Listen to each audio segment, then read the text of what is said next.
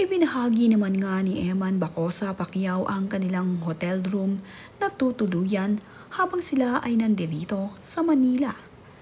Makikita nga na mayroong 2 bed sa harap nitong si Eman at sa likuran naman niya ay mayroong television.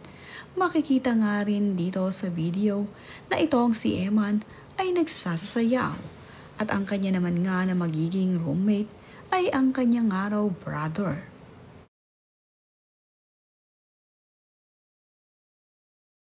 Hindi naman nga nabanggit ni Eman kung saang hotel sila tumutuloy ngayon. Mayroon na kasing mga guesting itong si Eman kaya naman nagstay muna sila dito sa hotel dahil wala naman nga silang bahay dito sa Manila. Kaya naman nga sa hotel muna sila mamamalagi habang siya ay mayroong ginagawa dito. Ito na nga ang simula ng pag-aartista ng anak ni Manny Pacquiao at ni Joanna.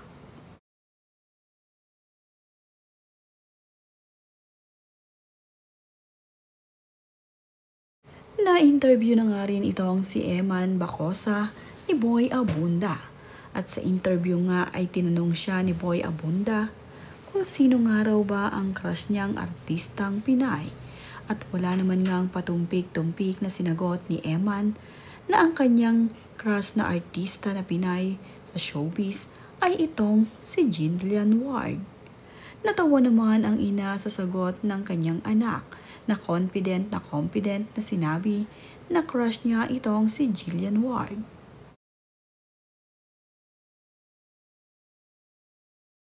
Tinanong din ni Boy Abunda itong si Eman kung liligawan daw ba niya itong si Jillian Ward at kung ano ang rate nito 1 to 10 at sinabi naman ni Eman na 5 ang rate niya. Naging masaya nga ang pag-i-interview ni Boy Abunda dito kay Eman at patungkol nga dito kay Jillian Ward kung magkikita nga raw ba ito ay ano ang sasabihin ni Eman. At ang sagot naman nga ni Eman ay, sana magkita tayo soon. Nakakatuwa at nakakakilig ang mga sagot ni Eman dito kay Boy na labis na ikinatuwa ng kanyang mommy Joanna.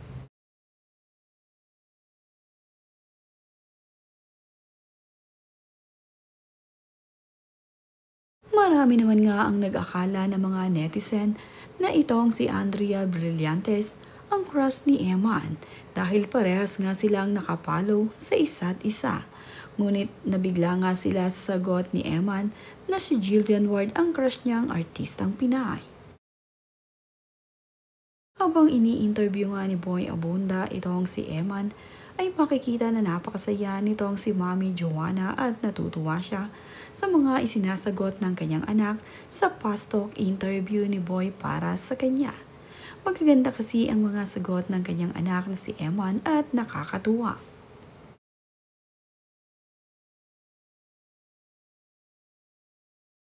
Hindi naman din maiwasan na mayroong mga tanong dito kay Eman na binabalik-balikan ang mga kaganapan pa sa kanila noong araw at naging emotional naman nga itong si Joanna kapag napapakinggan ang masasakit na pinagdaanan ng kanilang pamilya.